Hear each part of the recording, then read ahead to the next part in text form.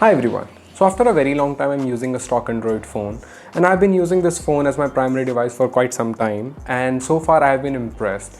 It's not a perfect device, but it shines in a lot of areas. So I'll try to cover almost every aspect of this phone, but my usage is not same as yours, so I might miss something.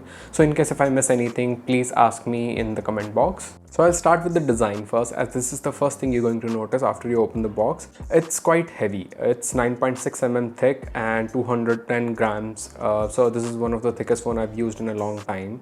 And one hand use is not easy with this phone. The phone somehow feels cheap, even cheaper than Galaxy M31. The Galaxy M31 has 6000 mAh battery, but it's much slimmer than this Motorola One Fusion Plus. And the back is fingerprints and scratch magnet, so I would suggest use a case with it. On the front, Motorola didn't mention what kind of protection they're using, so it's not a Gorilla Glass, so I'm not sure how it's going to hold up in a long time. So if you're going to buy this phone, please use a tempered glass, and also please don't expect this phone to be a premium device. It's not. There is one another flaw with the design, and that is the Google Assistant button. It's just weirdly placed, and volumes button and power button is quite small. So every time I need to increase the volume, I accidentally press the Google Assistant button, so I am not still used to it. And I went with the blue color. There's also a white color, but I didn't like that. The front is not completely black, so blue it is for me.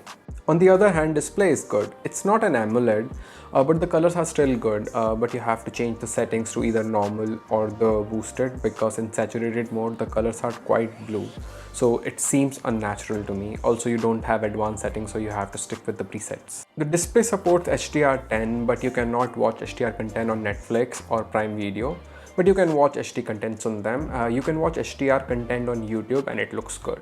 But I think for media consumption, I will pick AMOLED over IPS any day. This phone only comes with one variant, 6GB RAM and 128GB UFS 2.1 storage, so there's no confusion. But I think the RAM management could have been better. So when it comes to performance, this device supports Snapdragon 730G, and it is a great processor. This is the best processor you can get in this price range. And after coming from S20 Exynos to this 730G, the experience has been good. This processor is very well optimized for gaming as well. So this device doesn't heat up at all after gaming. So I played Call of Duty for a very long time. And I also connected my Xbox controller, so if you want to see my experience, I'll tag it somewhere here. So if you want to go for this device for performance and gaming, please go for it, don't worry about it. Well, I have mixed feelings about the camera on this device. So if you're looking for a camera-centric phone, I think you have better options in the market. So the primary camera performed decent, and it has Google camera support as well. In fact, I've shared a comparison between Google camera and the native app, so please go check that out as well. I'm not a fan of depth cameras and macro cameras, but surprisingly the macro camera on this phone is good. I'm just disappointed with the ultra wide angle camera. The colors are way off, and if you talk about the main sensor, it takes good photos and the colors are very natural, but sometimes they're not just social media ready and sometimes they're just washed out. The camera also performs good in night, but the only problem is the white balance. If Motorola can work on the white balance, this will be a good night mode camera. I've been really impressed with the single speaker on this phone. The sound has been amazing. It has good bass, and the output coming from 3.5mm jack has been good as well. So the sound is the department. I have no complaint with this phone. This phone supports 5000 mAh battery, and the battery performance is amazing. So I was getting almost 2 days of usage out of this phone, and I was getting approximately 8 to 9 hours. But if you want to use it for continuous use, you can get approximately 11 to 12 hours of screen off time. So the battery life is amazing. The only problem is the charging speed. The charging speed is a little slow. It takes more than 2 hours to get it fully charged. So it took me approximately 2 hours from 15% to 100% charge. For biometric security, this phone supports a fingerprint sensor on the back, and the fingerprint sensor is good. It's fast, it's reliable.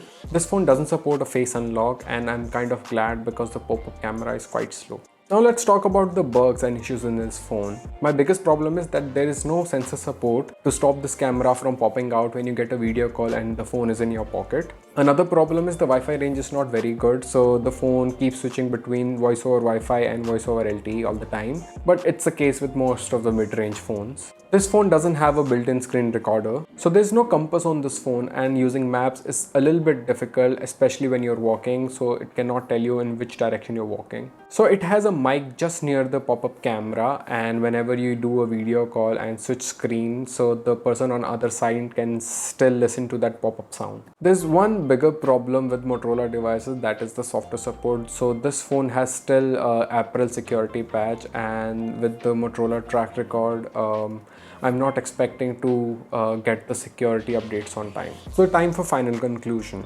So I'll try to make it as simple as possible. If you're looking for a device with great screen and media experience, I will go for Samsung device with AMOLED screens. If I'm looking for a better camera and build quality, I will go for Poco X2. But if I'm looking just a clean UI and great performance in gaming, this is a great device. So I will choose this phone over Poco X2 any day because of that MIUI, but I will choose Samsung AMOLED over this screen. So if you have any doubts about this phone, you can follow me on Twitter or Insta and we can talk about it. And if you enjoyed this video, please give me a thumbs up and comment about anything so that it will help me reach to more people. My name is Rohit. I'll see you in the next one. Till then.